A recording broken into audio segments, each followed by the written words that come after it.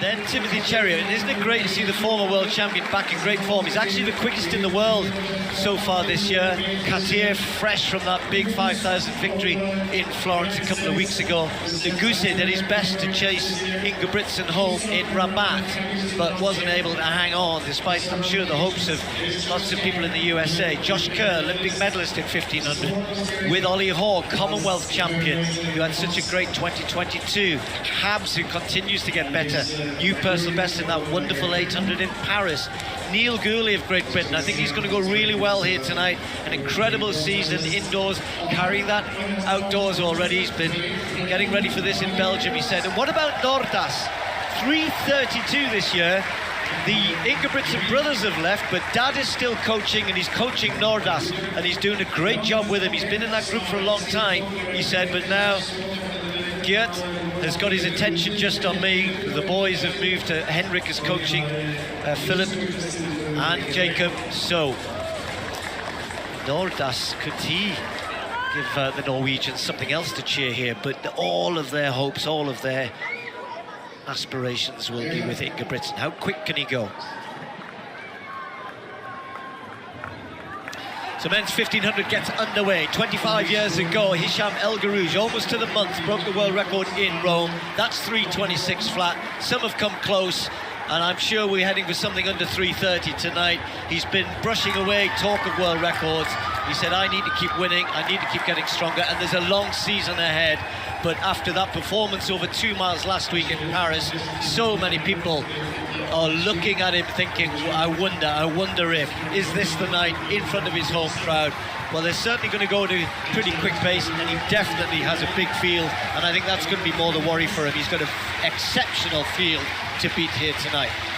Yes, he has. He said, first and foremost, I want to just win the race, but there's a quiet confidence, and don't write anything off when it comes to Jakob Ingebrigtsen. Looking forward to seeing NUGUSE as well, the American who's just behind him, who had a real go last time out, first time they'd met, and he came up well short. Well, they're all going to follow him, they'll all watch him. CHERUIYOT in particular is running really well again, and is strong enough to hang on to the good pace. You feel sure he doesn't have to take it out. The days he used to do that, we know how quick Ollie HOARE could go. The British athletes, Josh GBR, Neil GBR. Neil GBR in particular has just sat off the pace a little bit. That might be a wise move given how quick they're going. And it is fast. Those lights there are there for the pacemaker. The green ones are meant to be for Ingebrigtsen to run 3:29, but he'll want to keep ahead of them if he can, I'm sure. Well, without tempting fate, Hicham El Guerrouj's first 400 was 54:30 when he set that world record, and they're not far off that pace at this stage. Ingebrigtsen looking good. Coming around to 800 metres, just watch the clock here. They were wanting something around about 1:52. That's not bad at all. That sets it up, but he's blowing hard as Ingebrigtsen. He did say to me the other day on Tuesday, I've still got a little bit of those 2 miles in my legs. So he's going to have to work really hard here. KATIR sitting right there, CHERUIYOT on the inside. Others are just starting to queue and push and shove. NUGUSE, HOARE looking for a bit of room there. HABZ isn't too far away, just tucked on the curb. And the gaps are starting to appear though. The pacemaker doing a brilliant job for Ingebrigtsen, setting it up nicely. He's got them stretched. Well, the crowd rising. They sense there could be something very special on here. KATIR is still in contention. NUGUSE working very hard. Ollie HOARE's there at the bow. Josh GBR of Great Britain in the yellow moving up as well. GOURLEY just a little bit behind him. GARCÍA of Spain having a great race as well.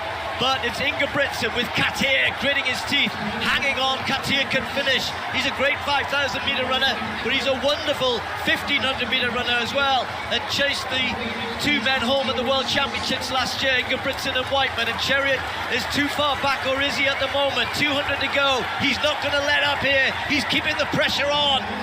The crowd hoping that their man can deliver, and it looks as though the only threat's going to come from KATIR. Ingebrigtsen into the home straight, in the lead, there to be caught, or can he pull away? And here he goes. The crowd are on their feet. Here's their man. Ingebrigtsen is going to do it again in front of his home crowd. It's going to be under 3:30. Sensational. 3:27.95. Fast times behind him. The crowd don't care. They love to see great races, but this was all they wanted. Ingebrigtsen taking the win in a wonderful performance for him, moves him right up the world list there. Ahead of CHERUIYOT now, ahead of Nien. He continues to get better, but now he will have to answer the questions about the world record, because he said it was a bit of a leap, it's a bit too far, but now he's close enough to start to genuinely think about it. 6 on the all-time list. I think it's more that it's 3:27, it's not a 3:28. It's got that 7 there, next time it's a 6. Fast times, as I said, behind 1 or 2 area records as well. That's 3:29.02 for the American. That is a new American record. CHERUIYOT under 3:30 again. GARCÍA under 3:30. The other Spaniards have gone quicker than him, of course. HOARE under 3:30. We'll give you all of that in a second. And by the way, there's another Norwegian just run under 3:30 further down the field, Chris. NORDÅS. Yeah, you mentioned him. You were right to mention him at the start of the race. What a good job Ingebrigtsen Senior is doing. But look at the facial expression there of Jakob Ingebrigtsen. He knows KATIR is there. He is flat out. All those threshold runs, the double thresholds that we've been hearing and telling you about, you wouldn't know it. And look at that. There's the celebration and the psychological benefit of seeing 3:27 something. It's sub 3:28 for the first time. But he looks so effortless, and it isn't. It's hard work. It hurts. It's meant to. But he delivers, and he looks so comfortable under such pressure. Do you know what I love? There's nothing better than when athletes surprise themselves. Now, this guy sets high standards, but I think he surprised himself tonight. I think you can see from the celebration, you can see from the little shake of the head, wow. He ran a 2 mile, an incredible 2 mile world record just 6 days ago.